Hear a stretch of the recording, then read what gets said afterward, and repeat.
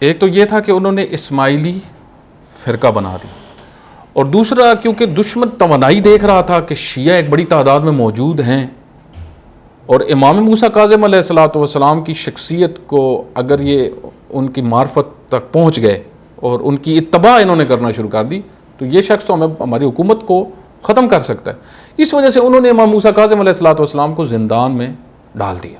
آپ دیکھیں امام موسیٰ کاظم علیہ الصلوۃ والسلام مسلسل زندان میں ان کو ڈالا گیا چند دفعہ، اور تقریباً 14 سال کے قریب بتایا جاتا ہے کہ اتنا عرصہ امام علیہ الصلوۃ والسلام زندان میں رہے۔ آپ اس سے سوچیں کہ اتنی بڑی تعداد شیعہ کی ہوتے ہوئے امام علیہ الصلوۃ والسلام مسلسل زندان میں تھے، کیونکہ دشمن سمجھ چکا تھا اور اپنے سمجھ نہیں رہے تھے، اپنوں کے اندر ایک گروہ بنائے جا رہے تھے، اور دوسرا یہ تھا کہ شعور کا وہ لیول نہیں تھا کہ فرصت طلب لوگوں کو اور ایسے لوگوں کو کہ جو چالاک لوگ ہیں کہ جو دین کے نام پہ اور اہل البیت علیہ الصلوۃ والسلام کے نام پر ہی اہل البیت کا حق لے لیتے ہیں، ایسے لوگوں کو سمجھ نہیں پا رہے تھے۔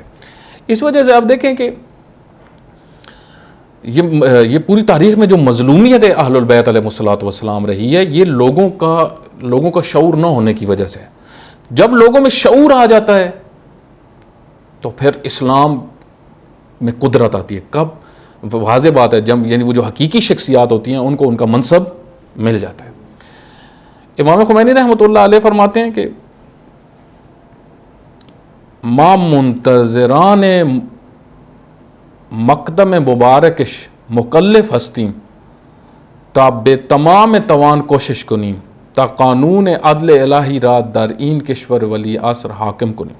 فرماتے ہیں ہم جو منتظران ہیں ان کے انتظار میں، امام زمانہ علیہ الصلوۃ والسلام ان کے پاک قدموں کے انتظار میں ہیں، ہم مکلف ہیں کہ اپنی پوری کوشش اس چیز پہ لگا دیں کہ اللہ تعالیٰ کا قانون نافذ ہو، پوری توانائی ہماری اس کام کے لیے لگے، اس ملک کے اندر اللہ کا قانون ہو، یعنی جس ملک میں یہ امام خمینی رحمۃ اللہ علیہ سب کے متعلق بات کریں، اس وقت ادھر انہوں نے حکومت تشکیل دے لی تھی نا، یعنی حاکمیت پروردگار کی ہو۔ یہاں پر مہدی منتظر عجل اللہ تعالی فرجہ الشریف در لسان ادیان و باتفاق مسلمین اصحاب ندا سرمیدیت۔ فرماتے ہیں ادیان، بہت سارے ادیان کی زبان جو ہے، ادیان یہ بتاتے ہیں اور مسلمانوں کا اتفاق ہے اس چیز کے اوپر، ادیان بھی بتاتے ہیں، دوسرے ادیان سے بھی یہ چیز ہمیں ملتی ہے، اور مسلمانوں میں اس چیز پر اتفاق ہے کہ وہ کعبہ سے ندا دیں گے، وہ بشریت رب توحید مخانہ، اور بشریت کو توحید کی طرف بلائیں گے، توحید کا پیغام دینے کے لیے۔ جس طرح وہ علامہ اقبال رحمۃ اللہ علیہ کا کل ہی میں وہ شعر پڑھ رہا تھا، معروف شعر ہے، شاید آپ میں سے بعض کو کسی کو یاد ہو، وہ مجھے اس کا مفہوم یاد ہے کہ تم اٹھو بیداری کی طرف آؤ، شعور حاصل کرو کہ اتمام توحید کا کام ابھی باقی ہے، یعنی اصل میں توحید کا نظریہ اس کو اتمام کرنا ہے، پوری دنیا کے اوپر پرچم توحید لہرائے۔ وہ کیا معنی ہے پرچم توحید؟ یعنی اللہ کا قانون، اللہ کا نظام پوری دنیا کے اوپر آئے، نافذ ہو۔ اس کے لیے اٹھنا ہے، بیداری اپنے اندر لے کے آنی ہے، شعور لے کے آنا ہے۔ فرماتے ہیں کہ کعبہ سے وہ آواز دیں گے، وہ بشریت رب توحید میں خواند، اور بشریت کو ایک اللہ کی توحید کی طرف بلائیں گے، اس اللہ کی ذات کی طرف بلائیں گے، اس کے قانون کی طرف بلائیں گے۔ ہمیں فریاد آراز کعبہ و مکہ سرمی دہن و ما بعد از آنہا تبعیت کنی و ندائے توحید کلمہ و کلمہ توحید را از آن مکان مقدس سر دہیں۔ فرماتے ہیں کہ وہاں سے پھر سب آوازیں کعبہ سے اٹھیں گی، ٹھیک ہے، جو ان کے ساتھی ہوں گے، جو ان کی اتباع کرنے والے ہوں گے، وہ ادھر ان کے ساتھ ملیں گے، پھر آہستہ آہستہ پوری دنیا میں یہ پیغام پھیلنا شروع ہوگا۔ اور فرماتے ہیں کہ ایک مکان سے دوسرے مکان تک، اس مقدس مقام سے پھر ہر جگہ پہ یہ پیغام پہنچے گا۔ پھر ایک اور جگہ پہ فرماتے ہیں کہ ارزش دارت کے انسان در مقابلے ظلم بے ایستادت۔ فرماتے ہیں اس چیز کی بہت اہمیت ہے کہ انسان ظلم کے مقابلے میں کھڑا ہو۔ نہ گزارت کے این قدر ظلم زیاد شواد، ایسا نہ ہو کہ ظلم زیادہ ہو اور ہم دیکھتے ہی رہیں۔ ما تکلیف داری مین تو اور نیز کے حالہ کہ ماں منتظر ظہور امام زمانہ ہستیم پاس دیگر بے نشین۔ فرماتے ہیں یہ مطلب نہیں ہے ظہور کا کہ ہم بیٹھ جائیں بس کچھ بھی نہ کریں، کوئی کام نہ کریں، کوئی حرکت نہ کریں، کوئی بیداری کا کام نہ کریں۔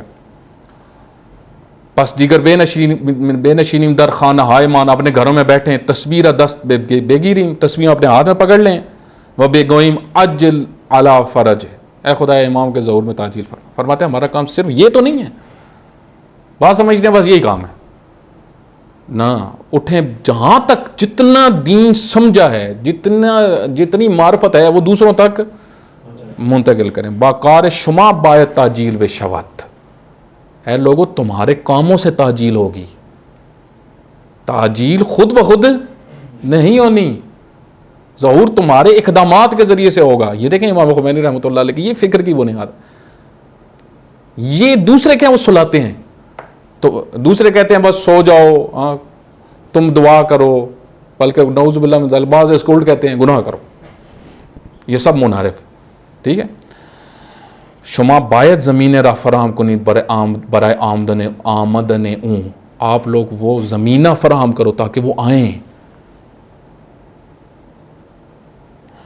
میں کل ایک عالم کا 2 دن پہلے ایک لیکچر سن رہا تھا، بڑی اچھی شخصیت، انہوں نے بڑے اچھا ایک جملہ بیان فرمایا، اور فرماتے ہیں کہ امام حسین علیہ الصلوۃ والسلام کو لوگوں نے دعوت دی، امام حسین علیہ الصلوۃ والسلام چلے گئے، ٹھیک، انہوں نے ساتھ نہیں دیا، امام کی شہادت ہو گئی، کوفیوں نے ساتھ نہیں دیا۔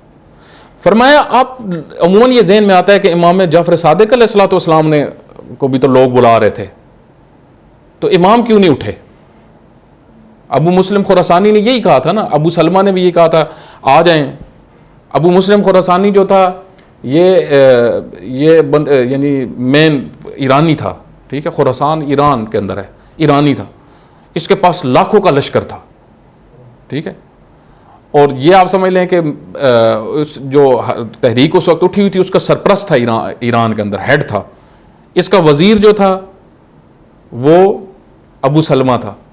ان دونوں نے امام علیہ الصلوۃ والسلام کو خط لکھا، ایک نے کہا کہ اتنی لاکھوں میں تعداد ہے، خود امام کے ایک صحابی نے ایک دن امام سے کہا، سدیر نے کہا مولا 1 لاکھ نہیں 2 لاکھ، اتنے آپ کے چاہنے والے ہیں، آپ قیام کیوں نہیں کرتے؟ اب امام نے کیوں نہیں قیام کیا؟ اب اتنے لاکھوں میں لوگ ہیں، دعوت دینے والے ہیں، کہتے ہیں ہم آپ کے ساتھ ہیں، کیوں؟ امام دنیا کو ایک پیغام دے رہے ہیں، وہ یہ بتا رہے ہیں کہ امام حسین علیہ الصلوۃ والسلام پہ حجت تمام ہو گئی ہے، کہ جب مفاد پرست لوگ بلا رہے ہوں تو اس وقت کیونکہ مفاد پرست لوگوں نے اور جو خالص نہیں تھے انہوں نے بلایا اور انہوں نے کہا کہ مولا تیاری ہو گئی ہے، سب کچھ ہو گیا، عجل عجل، جلدی آئیں جلدی آئیں۔ امام حسین علیہ الصلوۃ والسلام کوفیوں کے خط آپ پڑھے، انہوں نے یہی لکھا ہوا تھا کہ عجل عجل، جلدی آئیں، جس طرح ہم کہتے ہیں عجل فرجا، بالکل اسی طرح کوفی کہتے تھے۔ اب امام علیہ الصلوۃ والسلام نے پھر انہوں نے یہ بھی خط میں لکھا تھا کوفیوں نے کہ اگر آپ، سلیمان بن سورت خزائی جو تھا اس نے اپنے خط میں لکھا تھا کہ اگر آپ نہیں آئیں گے ہم اللہ کی بارگاہ میں آپ کی شکایت کریں گے، کہ ہماری طرف سے پورا سسٹم موجود تھا، سب کچھ ہم حاضر تھے اور امام علیہ الصلوۃ والسلام نہیں آئے۔ آپ دیکھیں اللہ تعالیٰ نے ایک معیار دنیا کو دینا ہے، ایک پیغام دینا ہے کہ دیکھو اب ایک دفعہ امام حسین علیہ الصلوۃ والسلام جاتے ہیں، انہوں نے ساتھ نہیں دیا، امام کے بدن کے ٹکڑے ٹکڑے ہوئے، ٹھیک ہے۔ جب مفاد پرست لوگ بلانے والے ہوں تو اس کا نتیجہ یہی ہوتا ہے۔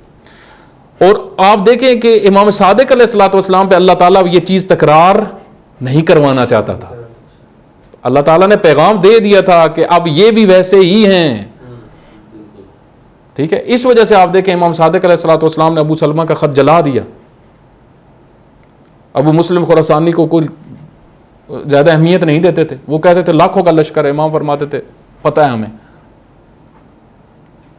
اور آپ دیکھیں پھر یہی ابو مسلم خراسانی نے اتنا ظلم کیا، بنو عباس کے کہنے پہ اتنے لوگ مارے کہ بنو عباس اس کو خط لکھتے تھے، منصور دوانکی وغیرہ جو اس کا بھائی تھا، جو پہلے بنو عباس کے حکمران تھے، انہوں نے خط انہوں نے کہا کہ جس پہ بھی تمہیں تھوڑا سا شک ہو کہ تم ہمارے خلاف ہے اس کو مار دو، اس کے بچوں کو مار دو، ان کی خواتین کو قتل کر دو۔ کہتے ہیں حجاج بن یوسف سے بھی زیادہ اس نے لوگ قتل کیے تھے، اتنا ظالم تھا یہ۔ اب یہ امام کو بلا رہے ہیں، آپ دیکھیں امام کس طرح تشخیص دے رہے ہیں کہ ایک ظالم شخص کی بات کی تائید کریں، ایسے لوگ ائمہ علیہ الصلوۃ والسلام کا ساتھ دے سکتے ہیں کہ جو بچوں پہ بھی ظلم کرنے والے ہوں، جو ظالم ہوں۔ اب دیکھیں اس قسم کے لوگ جو ہیں ان کی وجہ سے امام زمانہ علیہ الصلوۃ والسلام اب خود امام خمینی رحمۃ اللہ علیہ نے ایک چیز، بہت ساری چیزیں امام زمانہ علیہ الصلوۃ والسلام کے متعلق بیان کی. ایک فرماتے ہیں کہ ہماری تربیت میں جو بہت مؤثر ہے، حتیٰ امام خمینی رحمۃ اللہ علیہ نے اپنی وصیت نامہ، جو سیاسی وصیت نامہ ہے، سیاسی و عبادی و ایک بہترین ایک عظیم وصیت نامہ امام خمینی رحمۃ اللہ علیہ کا، اس میں بھی یہی چیز ایک بیان فرمائی کہ امام ائمہ علیہ الصلوۃ والسلام زندہ ہیں، ہمارے اعمال کو دیکھ رہے ہیں. اور حضرت حجت ابن الحسن علیہ الصلوۃ والسلام تو خاص طور پہ ان کے پاس تو ہمارے اعمال کی رپورٹ جاتی ہے، ہم کیا کرتے ہیں. فرماتے ہیں سوچو وہ جب دیکھتے ہوں گے کہ مثلا فلاں فلاں فلاں یہ کر رہا ہے تو ان کے دل پہ کیا گزرتی ہوگی. یہ بھی ایک تربیتی چیز ہے. آپ دیکھیں آج ہمارے بہت سارے مومنین مناظرے کر رہے ہوتے ہیں کہ وہ دیکھتے ہیں یا نہیں دیکھتے. بھائی اگر وہ دیکھتے ہیں تو تم کیا کر رہے ہو؟ چلے مان لیا ہمارا عقیدہ ہے 100% ثابت ہو گیا کہ وہ دیکھ رہے ہیں ہمارے اعمال. اب بتاؤ تم کیا کر رہے ہو؟ تمہارے دن کیسے گزر رہے ہیں، تمہاری راتیں کیسی گزر رہی ہیں. تو یہ چیزیں امام علیہ الصلوۃ والسلام کے، آپ دیکھیں یہ چیزیں امام کے سامنے جب آتی ہوں گی تو حضرت حجت ابن الحسن علیہ الصلوۃ والسلام پہ کیا گزرتی ہوگی. اس وجہ سے میں خلاصتاً بس بہت ساری چیزیں ہیں کہ جو بیان کی جا سکتی ہیں. آپ امام کی آپ دیکھیں افکار، یعنی اس کے اوپر بعد میں بھی اور بھی لیکچرز دوستوں نے بھی بعض نے تقاضا کیا تھا، آن لائن بھی انشاءاللہ اس کے اوپر ہمارے لیکچرز بعض ہوں گے. ایک آخری چیز جو میں آپ کی خدمت میں عرض کروں کہ جو مہدویت کے ساتھ بڑی گہری جڑی ہوئی ہے امام خمینی رحمۃ اللہ علیہ کی افکار سے ہمیں جو چیز ملتی ہے، اور وہ اس کا مہدویت سے بڑا گہرا تعلق ہے، وہ یہ کہ ایک بہت غلط نظریہ جو مسلمانوں کے اندر شروع سے پھیلایا گیا اور آج تک پھیلا ہوا ہے، وہ کیا ہے کہ، اور یہ خصوصاً بنو امیہ نے یہ کام کیا، اس فکر کو عام کیا کہ دین اور سیاست جدا ہیں. سیکولرزم کا وہ نظریہ جس نے عالم اسلام کو تباہ کیا ہے کہ بھائی دین کا سیاست سے کوئی تعلق نہیں ہے، دین کا معاشرتی مسائل سے کوئی تعلق نہیں ہے، سیاسی مسائل سے کوئی تعلق نہیں ہے، سماجی مسائل سے کوئی تعلق. دین کا کام ہے عبادتیں، نماز، روزہ، حج، زکوٰۃ، بس یہ جو فردی عبادات ہیں، بس جا کے صدقہ دے دو، زکوٰۃ دے دو، نماز پڑھ لو، بس تمہارا اس سے ہٹ کے تمہارا کوئی ذمہ داری اور وظیفہ نہیں ہے. اجتماع سے سیاسی حاکم کون ہے، تمہارا اس سے کیا تعلق. معاشرے میں کیسے لوگوں کے ہاتھ میں قدرت ہے، تمہارا اس سے کیا تعلق. یہ سیکولرزم جو تھا یہ بڑا خطرناک ہے. اس کی وجہ سے آپ دیکھیں چنگیزیت وجود میں آئی. چنگیزیت جب دین سیاست سے دور ہو جاتا ہے تو کیا رہ جاتی ہے؟ چنگیزی. اشعار بھی میں عرض کرتا ہوں. تو آپ دیکھیں کہ امام خمینی رحمۃ اللہ علیہ نے سیکولر سوچ کو معاشرے کے اندر سے اور مذہبی طبقے کے اندر سے آ کے ختم کیا. مذہبی طبقہ بھی سیکولر بن چکا تھا کہ اپنی عبادتیں کرو، چھوڑو جو بھی حاکم ہے، ہمیں کیا ہے. اسی وجہ سے تو دیکھیں صدام جیسے مسلط ہو گئے، قذافی جیسے مسلط ہو گئے مسلمانوں کے اوپر. کیسے کیسے ظالم ڈکٹیٹر مصر میں، اور جہاں پہ اتنی بڑی تعداد علماء کی موجود ہے، اتنے پاورفل علماء موجود ہیں جن کی ایک بات پہ پوری عوام نکل سکتی ہے، لیکن ان کو پرواہ ہی نہیں. کیوں؟ کیونکہ ان کا نظریہ غلط ہے. ایسا نہیں ہے کہ ان کے پاس طاقت نہیں ہے. مصر میں بیٹھے ہوئے علماء، نجف میں بیٹھے ہوئے علماء، سعودیہ میں بیٹھے ہوئے علماء، ایسا نہیں کہ ان کے پاس طاقت نہیں ہے. ان کے پاس طاقت بہت ہے. ان کی ایک بات پہ ہزاروں لوگ نکل سکتے ہیں، ایک حکم پہ. لیکن اصل مسئلہ کیا ہے؟ اصل مسئلہ یہ ہے کہ ان کی سوچ میں سیکولرزم ہے، نسل در نسل چلتا آ رہا ہے. ایک سوچ ڈال دی، ظالم حکمرانوں نے ڈلوائی. یہ سوچ مولویوں کے ذریعے سے نسلوں میں آئی، مولویوں کے ذریعے سے مولویوں میں آئی، علماء کے ذریعے سے علماء میں آئی، درباری علماء کے ذریعے سے آئی. کیا کہ جو مرضی معاشرے میں ہوتا رہے، ہمارے بس سے باہر ہے. ہم یہ عبادات ہو رہی ہے. صدام آئے، قذافی آئے، جو آئے ظالم، ہمیں اس سے کیا ہے. آپ دیکھیں یہ کتنی خطرناک، یعنی ایک لحاظ سے کتنا خطرناک نظریہ. آیت اللہ جوادی عملی فرماتے ہیں کہ آپ نے جب یہ کہا کہ دین کا سیاست سے کوئی تعلق نہیں، یعنی بروں کو آپ نے خود رستہ دے دیا کہ کرو برائی، ہمارا تمہارے ساتھ. یہ تو برائی کو رستہ دینے والی بات ہے. آپ نے خود بروں کا رستہ کھول دیا ہے کہ بھائی ہمارا کوئی تعلق نہیں ہے سیاست سے، تم جاؤ جو مرضی کرو. فرماتے ہیں آپ تو ان کو چھوڑ رہے ہو لیکن وہ آپ کو چھوڑنے والے نہیں ہیں. دیکھیں یہ جنگ ایسے نہیں ہے کہ وہ آپ نہیں کریں گے تو وہ چھوڑ دیں گے آپ کو. بعض اوقات آپ اس کو دشمن کو چھیڑیں نہ چھیڑیں، وہ آپ کو ضرور چھیڑے گا، ٹھیک ہے. تو اس وجہ سے امام خمینی رحمۃ اللہ علیہ نے آ کے اس سیکولر سوچ کو ختم کیا، اور معاشرے کے اندر امام نے بیان فرمایا کہ دین قرآن ہر موضوع پہ ڈسکس کر رہے ہیں، سیاست سے، اقتصاد سے، تعلیم سے، معاشرتی ہے. قرآن ہے ہی معاشرتی کتاب. قرآن نے آ کے ظالم حکمرانوں کو ڈسکس کیا ہے، ظالم قوموں، ایسی قوموں کو ڈسکس کیا جو ظالموں کے ماتحت چپ کر کے بیٹھے ہوتے، جیسے فرعون کی قوم چپ کر کے تماشائی تھے، خاموش تماشائی معاشرہ. نمرود، اسی طریقے سے دوسرے ظالم جو حکمران تھے، ان قوموں کو اللہ تعالیٰ نے کیوں اور ان حکمرانوں کو ڈسکس کیا؟ کیونکہ قرآن ایک سیاسی اور سماجی کتاب ہے، معاشرتی کتاب ہے، بشریت کی ہدایت کے لیے. اور یہ دیکھیں اسی چیز کو خود علامہ اقبال رحمۃ اللہ علیہ نے اپنے اشعار کے اندر، جو آگے بات ہو رہی تھی اشعار، وہ میں آخر میں علامہ اقبال کے چند جو اشعار ہیں میں آپ کی خدمت میں عرض کرتا ہوں.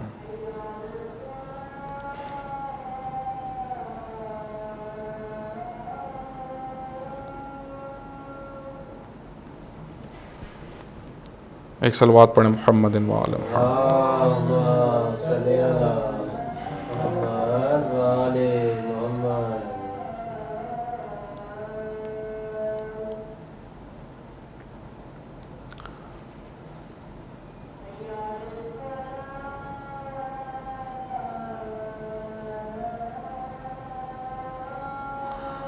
جدا ہو دین سیاست سے تو رہ جاتی ہے چنگیزی.